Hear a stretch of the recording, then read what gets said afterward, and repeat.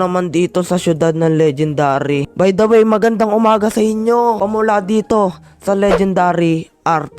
At ngayon, makikita nyo naman sa labas. Grabe, napakaganda, madaling araw na. Pero, ito na yung huling araw ko dito sa mansion na to. Mamaya, malalaman nyo kung bakit. Pero bago yan, gigisingin ko muna yung mga members. Hello mga buddy! Gising, gising! Madaling araw eh. Neto mga to, hindi nyo natandaan yung sinabi ko kahapon. Mag-i-Starbucks tayo ngayon. Ano pang hinihintay nyo? Wag na muna kayong lumigo. Toothbrush lang kayo. Dali, dali. Toothbrush na kayo. Tulog pa ako. Oh, basta, bilisan nyo magbihis. Yan. Kaya Pedro, mabilisan lang. Mabilisan. Ito na nga mga buddy, oh. Ready na yung pera kong panlibre sa inyo. Sinasaklayan lang kita.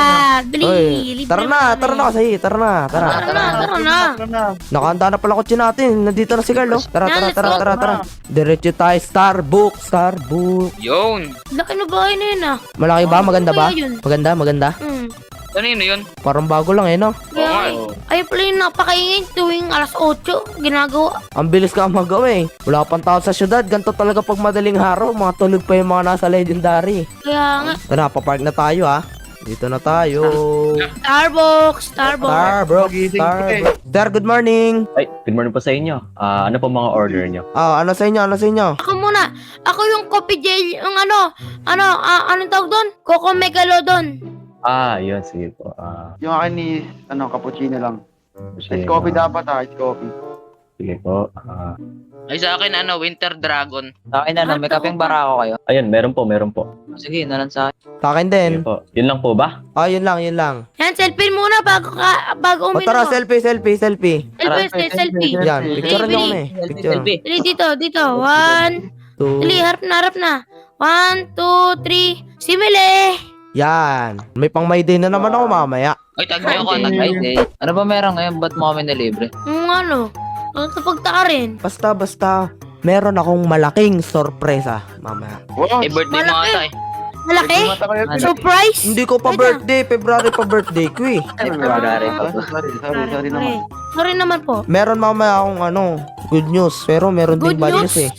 Good news, bad news, ayoko niyan. Basta mamaya, malalaman nyo na lang. Maganda pa, dahil madaling araw, punta tayo sa grocery mamaya. Kasi araw ng palengke ngayon eh. Araw ng grocery. Mamaya maraming tao na. Maraming tao mamaya. Oo nga. Tama. Paano ba yan? Tara Pamili na. na tayo. Doon na kayo minom sa kotse. Tara. Tara. Sige Kuya Pedro. Ay pre, sarap talaga ng cappuccino pre. Omsi. Yummy. Ang barbito talaga. Yummy, parang siya na lang eh. Ay, Uy, bading. Uy, wala yan. Bawal yan. wala pa sinasabi pangalan. O yan. Mag-panic buying kayo. Kuwari panic buying. Bilhin nyo na lahat. Damihan nyo. Ayan Dami na, naman sariling buhat ha. O yan. Bigat naman na ito. Para saan ba itong isang sako ng bigas? Basta. Ano yung binayad nyo dito? Mahal na ito siguro.